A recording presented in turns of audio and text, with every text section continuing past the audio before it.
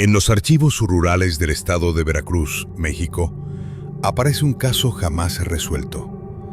El incidente de San Gregorio del Monte, ocurrido en el verano de 1957. San Gregorio era un pueblo pequeño, aislado, rodeado de cañaverales y caminos de lodo. No había radio, no había prensa y casi no había ley. El 12 de agosto de 1957, al amanecer, los habitantes vieron algo que jamás pudieron explicar. Una gitana solitaria, de piel morena, ojos intensamente negros y cabello largo como un manto. Llegó tirando de una carreta oxidada. No decía de dónde venía, no pidió permiso, solo eligió el lugar, frente a la vieja capilla abandonada. Allí levantó una carpa vieja, manchada de cera roja y símbolos extraños pintados a mano en la tela. Su nombre decía llamarse Zoraida. Al caer la noche, una vela roja ardía sin apagarse dentro de la carpa. Y alguien, siempre alguien, hacía fila. El primero fue Benjamín Rocha, jornalero de 38 años, conocido por no creer en nada. Entró riéndose, salió en silencio, con las manos temblando y con lágrimas secas en la cara. Según su esposa, solo dijo una frase al llegar a casa: me vio todo. Esa noche, el primer evento inexplicable quedó registrado en la memoria del pueblo. Y el miedo empezó a tomar raíces. Los primeros 7 días después de la llegada de la carpa, todo parecía normal. Demasiado normal. Pero en los diarios parroquiales de San Gregorio del Monte aparece una anotación inquietante, fechada el 19 de agosto de 1957. El pueblo ha cambiado. Hay miradas vacías. Hay miedo en los niños. Los testimonios orales, recopilados décadas después, coinciden en algo perturbador. La carpa nunca estaba vacía. Desde el amanecer hasta pasada la medianoche, personas entraban y salían sin hablar. La mujer decía leer cartas, pero nadie veía baraja alguna. Sobre su mesa solo había objetos extraños: huesos pequeños, semillas negras, frascos con líquidos espesos y una imagen oxidada de un santo sin rostro. Las reglas eran claras. Si querían su favor, tenían que pagar lo que ella pidiera: dinero, joyas, animales vivos. Benjamín Rocha fue el primero en negarse. 2 días después, despertó gritando. Su piel estaba llena de marcas parecidas a quemaduras. No eran heridas normales, parecían huellas de dedos. El segundo caso fue Luz María Herrera, costurera de 25 años. Entró a la carpa pidiendo amor. Le ofrecieron protección. Cuando se negó a entregar el anillo de su madre, comenzaron las pesadillas. Soñaba con una sombra parada al pie de su cama todas las noches. Para el final de esa semana, 5 personas sufrían síntomas inexplicables: fiebre sin causa, parálisis momentánea, voces que no eran suyas al hablar dormidos. El médico más cercano, en el pueblo vecino de Santa Lucía del Río, firmó un informe simple: no encuentro explicación científica. Y lo peor es que todavía nadie se atrevía a culpar a la carpa, porque todos tenían miedo de lo que esa mujer podía hacer si se enfadaba. A finales de agosto de 1957, San Gregorio del Monte era un pueblo normal. Las miradas ya no eran humanas. Los silencios eran pesados. El 24 de agosto, algo que nadie pudo explicar, ocurrió dentro de la carpa. Un niño entró. Su nombre era Mateo Villalobos. Tenía apenas 9 años. No buscaba fortuna, no buscaba amor. Solo quería que su madre dejara de llorar. Eso fue suficiente. Mateo salió caminando en silencio, pero su andar ya no era el de un niño. Testigos declararon que su espalda estaba rígida, sus ojos no parpadeaban y su voz salió más grave, más vieja. Esa misma noche comenzó a hablar solo. Conversaba con algo que nadie más veía. Su madre aseguró que lo escuchaba murmurar nombres que no existían en el pueblo. Nombres extranjeros, antiguos. A partir de ese día, otras personas comenzaron a cambiar. Rogelio Paredes, herrero de 44 años, dejó de dormir. Se sentaba frente a la pared, toda la noche, sonriendo. Isabel Cruz, maestra, empezó a escribir símbolos extraños en las pizarras vacías. Y todos habían entrado a la carpa. Los sacerdotes se negaron a intervenir. Decían que no era asunto de Dios, sino de algo más antiguo. La gitana, Zoraida, solo observaba. Nunca gritaba, nunca corría, solo sonreía. Según uno de los testimonios grabados en 1973 por antropólogos, ella dijo una sola frase: lo que piden siempre cobra forma. La noche del 29 de agosto de 1957, el primer intento de ayuda ocurrió. 4 hombres rodearon la carpa con agua bendita, clavaron cruces de madera, encendieron velas blancas. Nada funcionó, porque dentro algo ya estaba despierto. El mes de septiembre llegó con un hedor extraño en el aire de San Gregorio del Monte. No era basura, no era animales muertos, era algo más profundo. El 2 de septiembre de 1957 se registró la primera muerte. Benjamín Rocha fue encontrado en su cama, con los ojos abiertos, mirando al techo. No tenía heridas visibles, no había señales de lucha. El informe del médico dijo: fallo orgánico sin explicación. Pero el detalle que nadie supo explicar: sus manos estaban manchadas de hollín, como si hubiera estado sosteniendo algo negro antes de morir. 2 días después, el segundo caso. Luz María Herrera desapareció. Su casa estaba intacta, su cama sin usar. Pero en la pared apareció una frase escrita con cera derretida: ya pagó. El miedo dejó de ser un rumor. Ahora era una certeza. Las ventanas comenzaron a cerrarse temprano. Las calles quedaron vacías al caer el sol. Y dentro de la carpa, la vela roja nunca se apagaba. Vecinos empezaron a escuchar golpes desde dentro de la tela. No eran pasos, eran otras cosas. El 7 de septiembre, una tercera persona fue hallada sin vida cerca del pozo del pueblo: Rogelio Paredes. Su rostro estaba congelado en una sonrisa que nadie pudo olvidar.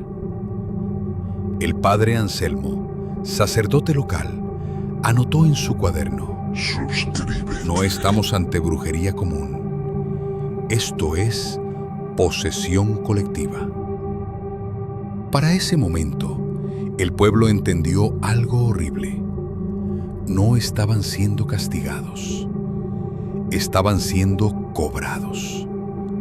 Y la gitana no había terminado. La noche del 21 de septiembre, los aldeanos encontraron símbolos extraños grabados en la plaza. Cruces invertidas, círculos con puntos negros y pequeñas calaveras dibujadas con carbón. Nadie se atrevió a borrarlos.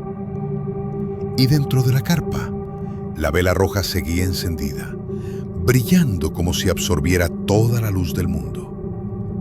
Los rumores crecieron. Zoraida realizaba trabajos sobre aquellos que se resistían. No solo enfermedades, también tragedias familiares, accidentes menores y susurros que volvían locos a los vivos. Se decía que la gitana podía aparecer en sueños y que solo cobrando su precio los afectados se recuperaban algo de paz. Pero muchos ya estaban demasiado lejos. El pueblo estaba siendo moldeado por ella, uno por uno, a su voluntad. Y lo peor era que nadie podía tocarla, ni siquiera con fuego, agua bendita o armas. Algo en la carpa la protegía, algo que los antiguos de San Gregorio no recordaban, pero que sabían que era peligroso. A finales de septiembre de 1957, San Gregorio del Monte ya no era un pueblo. Era un lugar marcado por miedo, susurros y sombras que parecían seguir a cada habitante. El 28 de septiembre, los vecinos se reunieron en la plaza principal, frente a la vieja capilla de Santa Rosa de Lima. Habían perdido a 5 personas y otras tantas mostraban signos de posesión. Temblores, gritos nocturnos, marcas negras en la piel. Todos coincidían en algo. Zoraida, la gitana, estaba detrás de todo, pero nadie sabía cómo detenerla. Don Ernesto Márquez, el carpintero más viejo del pueblo, propuso la acción más peligrosa que habían considerado.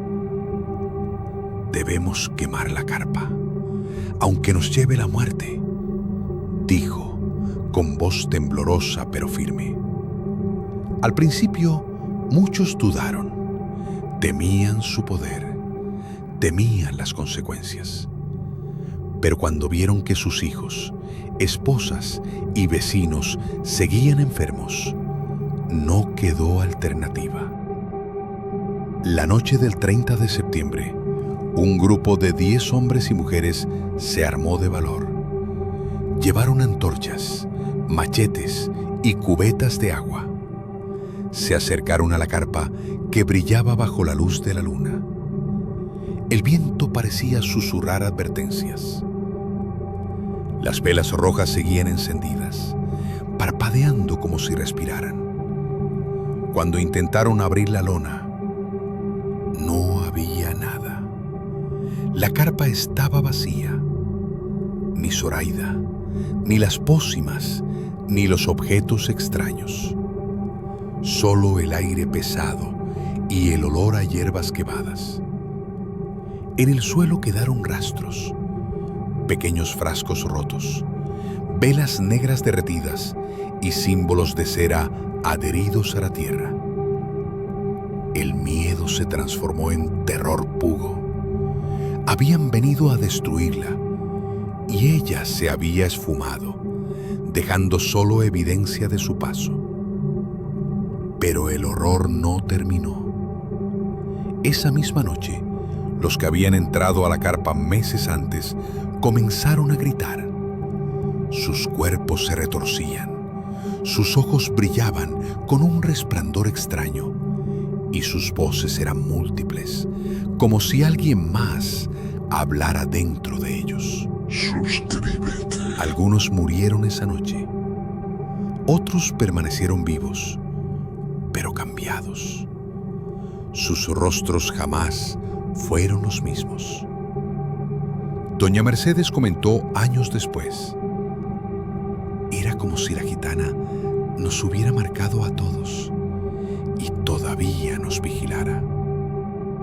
Los ancianos del pueblo hablaron de viejas leyendas, espíritus que aparecen en momentos de desesperación, cobrando deudas que no se deben.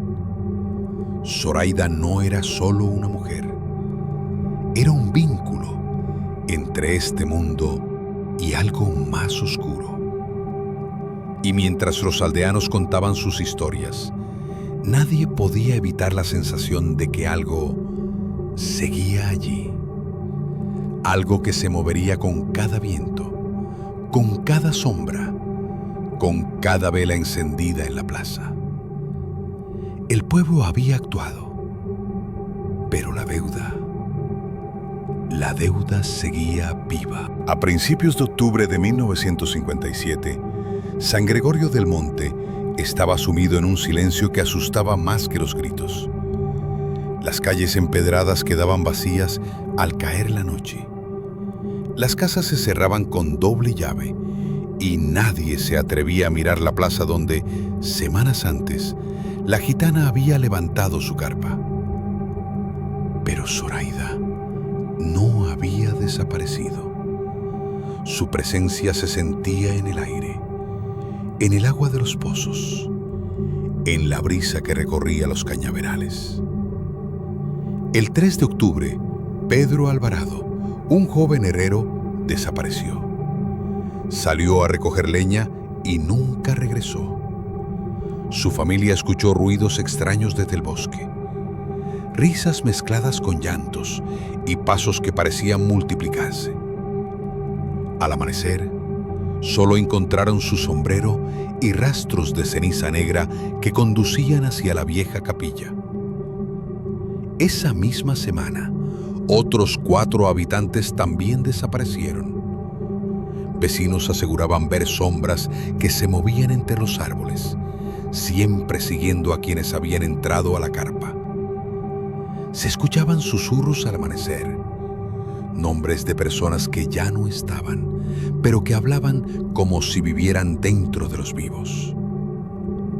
Doña Mercedes, con voz temblorosa, relató: mi hermano se fue a buscar a un vecino y apareció 3 días después, caminando en silencio, con la mirada vacía y repitiendo palabras que no entendíamos, palabras de la gitana. Algunos de los desaparecidos nunca regresaron y los que volvieron no eran los mismos. Sus cuerpos se retorcían, hablaban en voces extrañas y muchas noches se escuchaban gritar aunque dormían. El miedo alcanzó su punto máximo el 12 de octubre, cuando el padre Anselmo reunió a los sobrevivientes en la iglesia. Les habló con voz temblorosa, casi quebrada. Esto no es solo brujería. Es un poder antiguo, un mal que se alimenta de nosotros. Nadie supo qué hacer. La carpa había desaparecido. Los objetos rituales estaban dispersos y Zoraida no se veía. Pero todos sentían que estaba observando, que todavía cobraba cuentas, que aún decidía quién viviría y quién no. Esa noche, las velas de cada hogar parpadearon sin razón.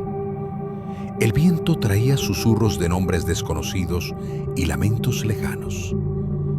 Y algunos juraron ver una figura entre las sombras.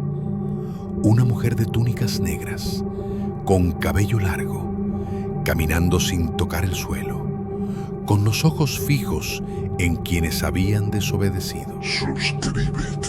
El terror de San Gregorio ya no era un rumor, era una certeza. Y nadie podía escapar, porque Zoraida estaba más viva que nunca, aunque invisible. Llegó el 20 de octubre de 1957. San Gregorio del Monte estaba al borde del colapso. El miedo ya no se escondía. Caminaba con los vecinos, se sentaba en sus casas y susurraba en las ventanas. Al amanecer, el pueblo entero parecía un lugar abandonado, aunque todos estaban allí, temblando, mirando hacia la plaza. Fue entonces que decidieron actuar. Un grupo de 20 hombres y mujeres, armados con antorchas, palos y cánticos religiosos, se dirigió a la zona donde la carpa había estado meses antes. El aire estaba cargado de un olor extraño, una mezcla de cera quemada, tierra húmeda y un aroma dulzón que mareaba. Al llegar, encontraron los restos de los rituales de Zoraida: veras negras derretidas, frascos rotos, plumas negras y símbolos grabados en la tierra. Parecía que todo estaba muerto, pero el viento susurraba nombres y sombras se movían entre los árboles sin razón.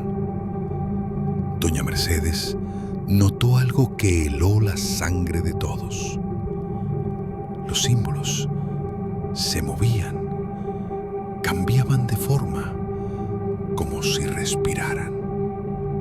Intentaron prender fuego a los restos de la carpa y los objetos.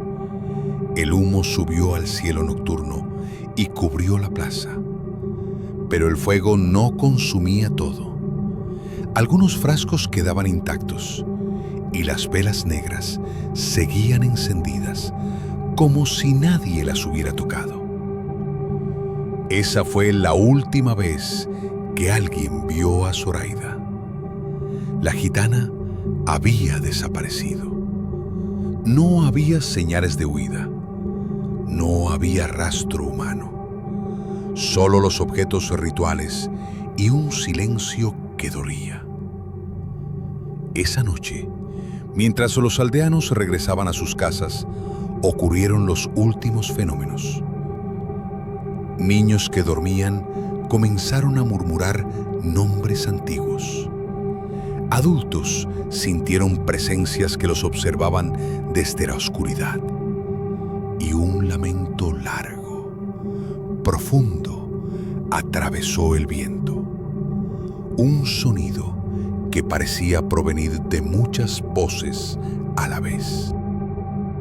El padre Anselmo escribió en su cuaderno: no fue un ataque, fue una limpieza, pero de nosotros mismos. No sobrevivieron los que tenían deudas con la gitana, y los vivos llevan su marca para siempre. San Gregorio del Monte nunca volvió a ser igual. Las calles vacías, las veras encendidas en los hogares y los murmullos nocturnos eran recordatorios de que lo que había llegado al pueblo no se había ido del todo. Y así, la gitana dejó su legado, un pueblo marcado por el miedo, por las muertes inexplicables y por la certeza de que algunas deudas nunca se olvidan. El 9 de septiembre de 1957, varios habitantes de San Gregorio del Monte notaron algo nuevo. La gitana ya no solo leía las cartas, comenzó a realizar rituales al caer la noche. Desde afuera de la carpa se veían sombras moviéndose contra la tela. Sombras que no correspondían al tamaño ni a la forma de un solo cuerpo. El suelo alrededor de la carpa estaba marcado con círculos hechos con ceniza, sal gruesa y hierbas secas. Un anciano del pueblo, don Evaristo Mena, aseguró haber escuchado palabras en lenguas que no eran español ni latín. estatuas antiguas, rotas, como si vinieran de muy abajo. Según los relatos recogidos en 1981 por un investigador local, la gitana exigía nuevos pagos: un mechón de cabello, una gota de sangre, objetos personales. El que se negaba, enfermaba. De repente, personas sanas empezaron a tener síntomas: mareos repentinos, visiones de sombras en las paredes, dolor en el pecho sin causa. Los niños dejaron de jugar. Los animales comenzaron a rechazar el agua de los pozos. La carpa ahora olía a cera quemada y algo metálico. El 11 de septiembre de 1957, 2 hombres intentaron espiar por una rasgadura en la tela. Lo único que vieron fue un círculo de velas negras y a la gitana de rodillas, susurrando a la nada. Uno de ellos dijo una frase que quedó grabada. No hablaba con Dios, hablaba con algo que estaba allí. Ese día, el pueblo comprendió algo terrible. Ya no se trataba de adivinación. Era un altar. En 1957, un pueblo completo comenzó a enfermar. No fue una plaga, no fue agua contaminada. Fue una gitana que llegó con una carpa roja manchada de cera negra. Leyó cartas, hizo rituales y maldijo a los que no le pagaban. Se retorcían de dolor antes de morir. Suscríbete.